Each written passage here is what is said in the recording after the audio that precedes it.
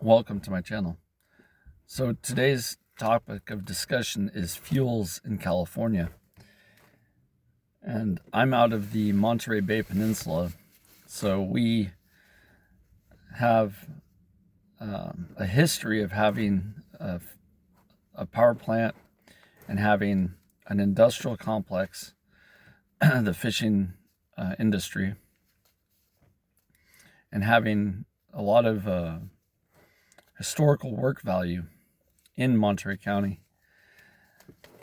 The difficulty is that we run on fuels, and those fuels are petroleum based. We have natural gas, we have petroleum, we have electricity, and we have to import almost all of that energy to run the Monterey Peninsula because we shut down our one power plant that I know of, which is the Moss Landing power plant. So anywhere that you have to ship power further distance, the cost is going to go up.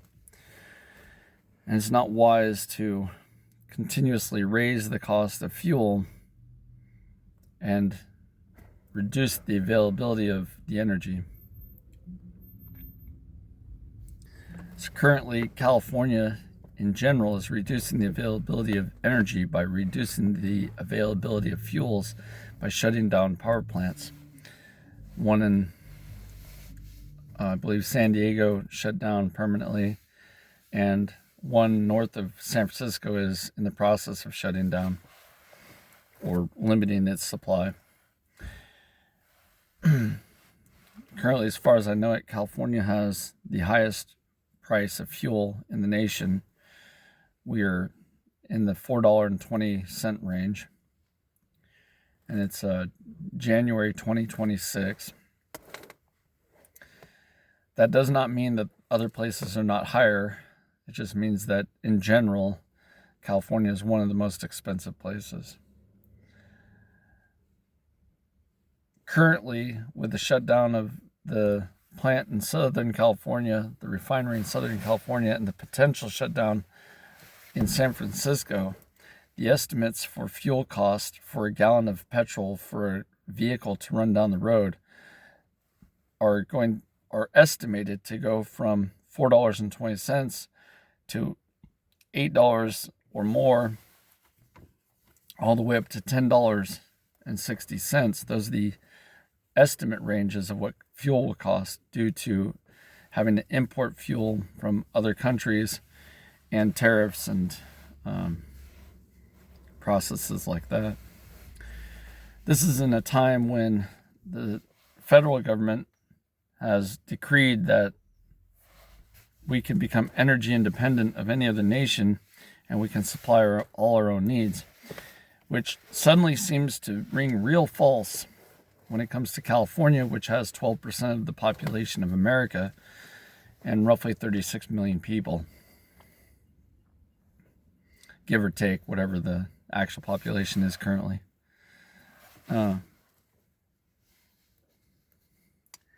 Having that many people, if every person used a gallon of fuel a day, it'd be 36 million gallons a day.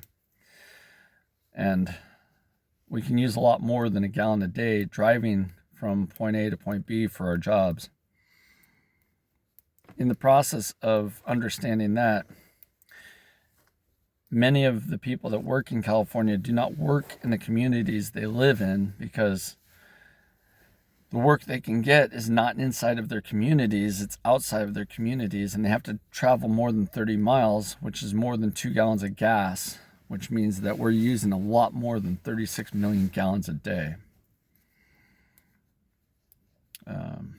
Most cars do not get 36 miles to the gallon, and you got to remember it's a two-way trip, so that'd be 72 miles minimum. I personally travel 55 miles per day. That's 110 miles, right? And so I'm using a lot more than 2 gallons.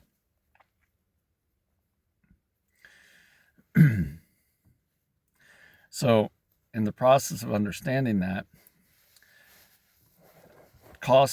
raising the cost of fuel to double or more would be economic suicide for the state, because they've not incentivized people to work where they live, and they've incentivized them to have to travel great distances to go to a job that pays them barely enough money to pay for the fuel to get to the job and back.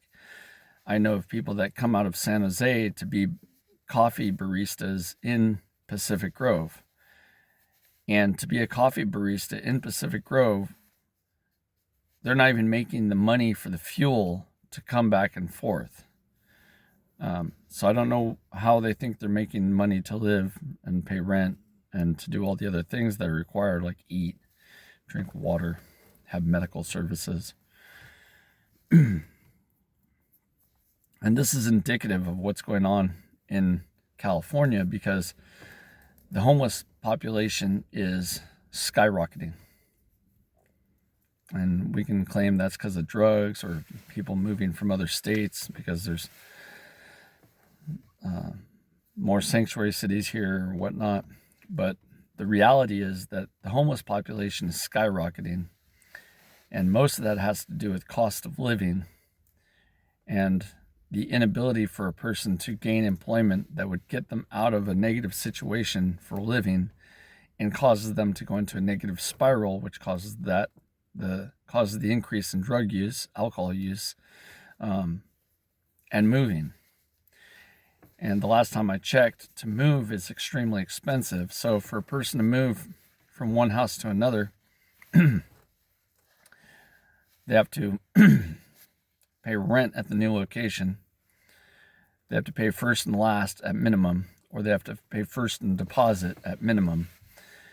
And when rent is $3,000 a month, first and last is $6,000. And then you put on the cost of transporting all their stuff, which is a minimum of $1,000. And if they got to go long distance, it can double that easily. So you're looking at $7,000 to $8,000 to move.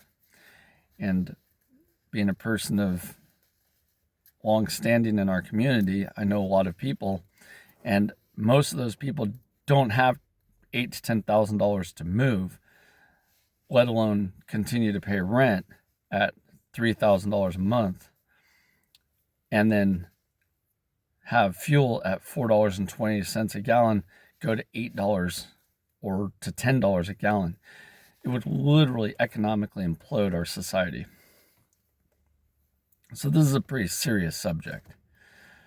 And those same people that are working those same jobs do not have the economic ability to purchase an electric vehicle that's $60,000 to $120,000, just so they can travel 50 miles to go to a job that barely pays them enough money to pay for the fuel so they can go to a job.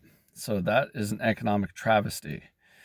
And then on top of that, we don't have a lot of industrial manufacturing in California anymore. Most of that's been shipped out. And so even if they got a job, the jobs would be in commercial or residential zones. And the reality of the economic triangle works like this. You need residential, commercial, and industrial facilities to keep a society operating. And the way that works simply is that one person has an industrial job that makes enough money that pays for housing and improvements. One person has a commercial job where they're working in either the financial sector or the corporate sector, and they sell goods and services. And then there's the housing system, which for some ungodly known reason is for sale, and people buy and sell homes in that system. But we've removed the industrial leg of our society from California, and that means that commercial has to prop up residential, and it doesn't work like that. You can't get a commercial job that makes enough money of any significance to actually purchase a house, because houses are far more expensive than most people make and or earn in a year. And it's so significant that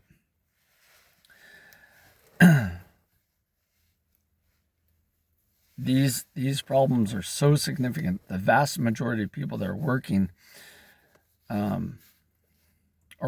jobs that are not high-level technologies. They're not working in places where they make huge sums of money. So the vast majority of people in California, not all of them, but the majority, cannot make a transition to $8 to $10 a gallon for fuel and stay in the place that they live in and pay the rent and pay the fuel and pay the taxes and pay for all that. And we learned that in 2008 when the housing market crashed because everybody bought houses they couldn't afford. And when the housing market crashed, you have to remember, one of the triggers to that was gasoline in California went past $5 a gallon. And suddenly people couldn't afford to pay their mortgage and pay fuel, even though they weren't paying interest on their mortgage for 20 years or some nonsense, and they didn't have a down payment on the house. They had maxed out whatever they could to buy the house, to live in the house. Then they couldn't afford the house because they shouldn't have been able to afford the house in the first place because they were given false loans. And then gas prices went past $5 a gallon and our economy imploded. And that was in California. And anybody who wants to look that up, you can go look that up. I lived through it.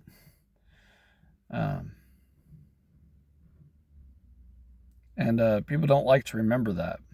They don't like to remember that there was a trigger that caused the market collapse. And the trigger was the increase in gas costs, increase the cost of fuel, increase the cost of food, it increased the cost of living, and increased the cost of everything.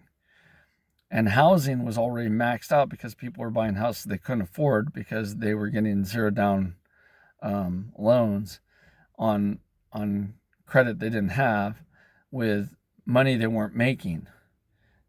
And the government and the banks are rightfully to blame for that, to trying to con people into propping up the housing market erroneously. And here we go again.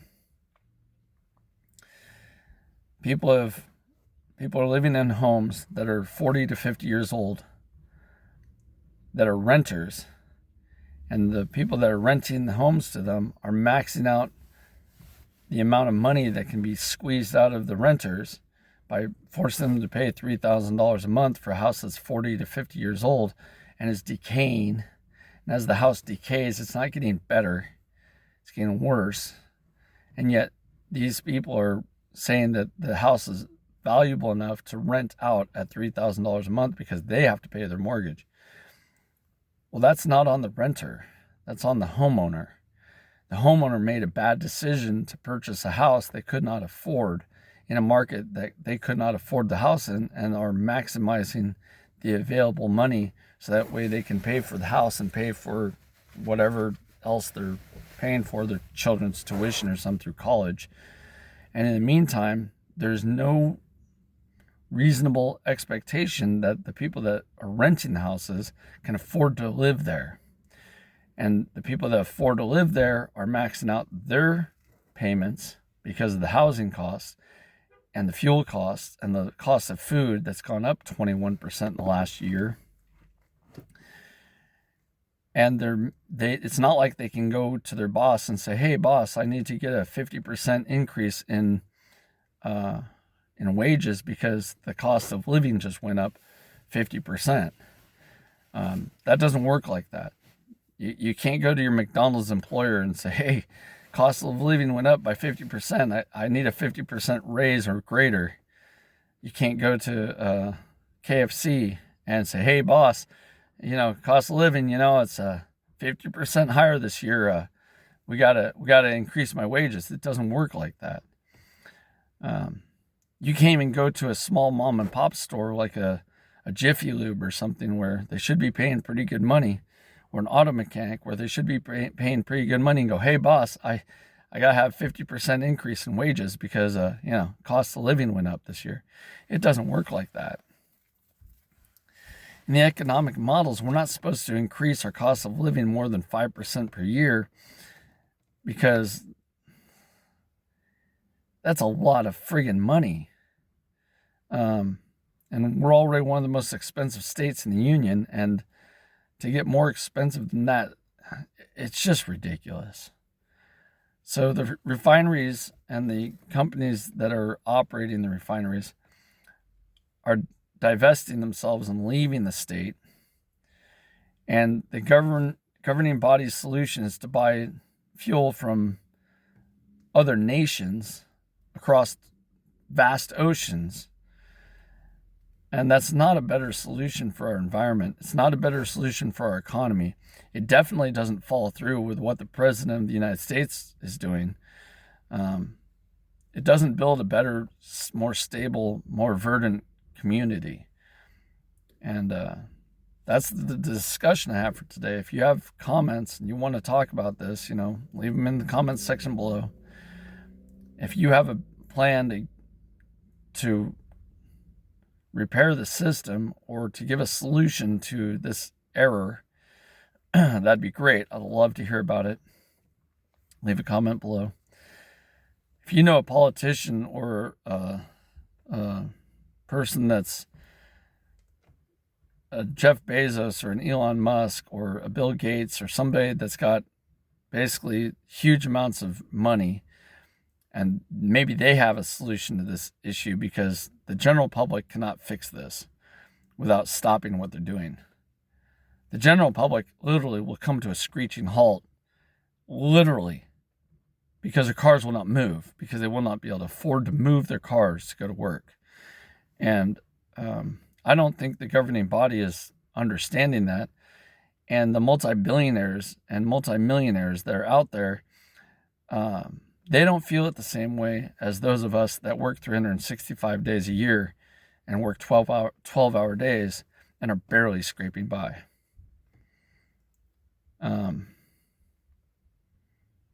We feel it directly. Every time there's an increase in cost of living, you can only trim your budget so far. And it's disheartening for the state to not recognize that the wealth that it has built is all on the backs of the laborers and the people that are highly taxed. And I mean highly taxed, because rich people find ways around taxation. Poor people don't have the money to learn to find a way around taxation. So this is a serious issue. And doubling the cost of fuel is a very, very, very bad idea, as we learned in 2008.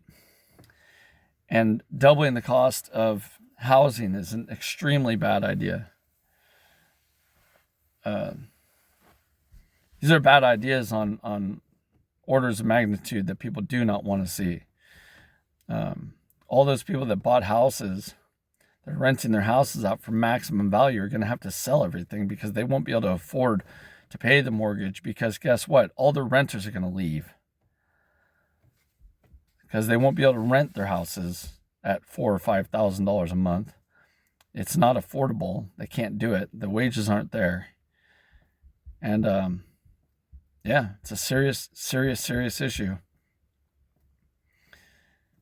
For me personally, I think it starts with this. One of the solutions starts with hire people inside of your community. If you can hire people inside of your zip code, that would be pretty ideal. And that doesn't mean that you can't hire somebody outside of your zip code, but it'd be more ideal to hire somebody inside of your zip code. And that would localize more of our efforts and reduce more of our use of fuel. And it'd probably do better for our society in general. And that's just stuff to think about. But it's not getting cheaper in California.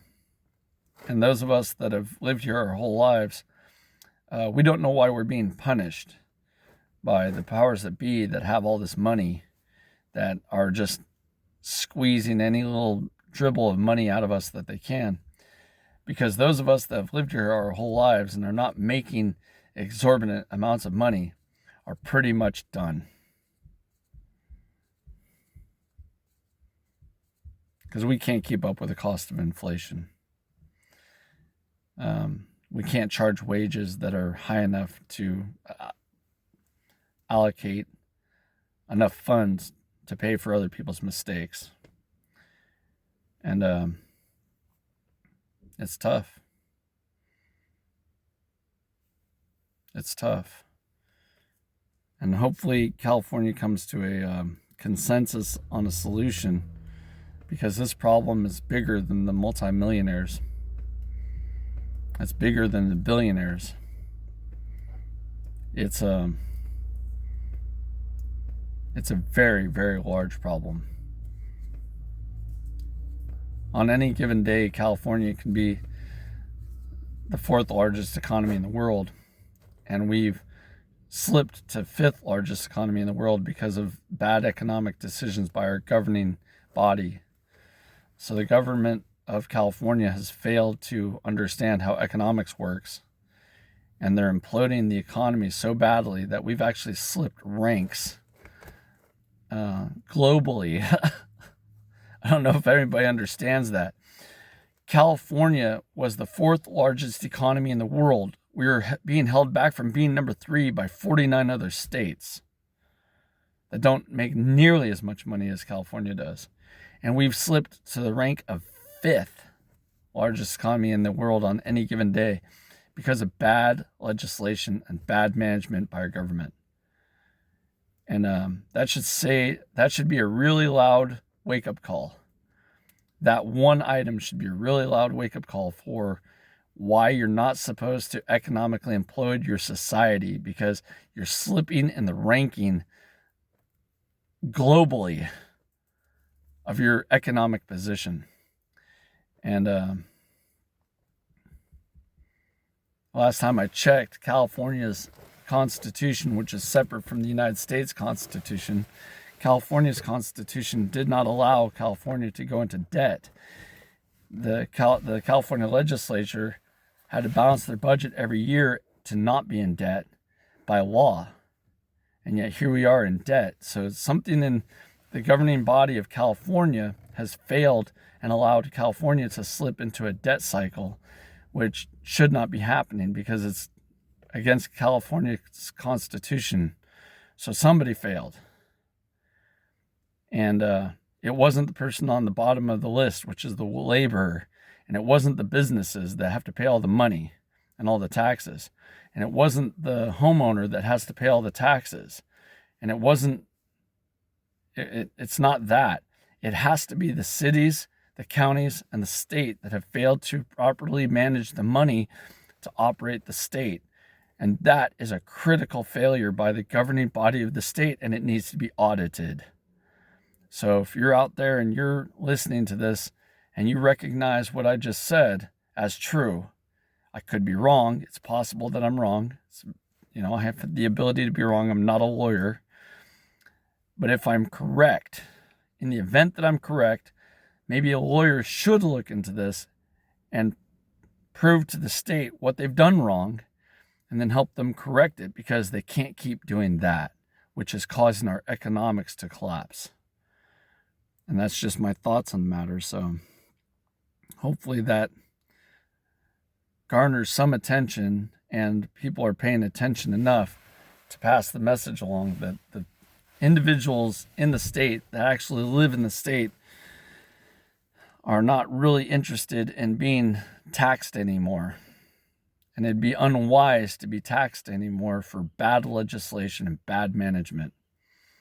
So there you go. There's your 2 cents from me on the subject of power and energy, which fell into politics because politics is integral into power and energy. And I don't like doing political conversations. It's not my gig. But that's where it is. And there you go. Let's think about it and come up with a solution.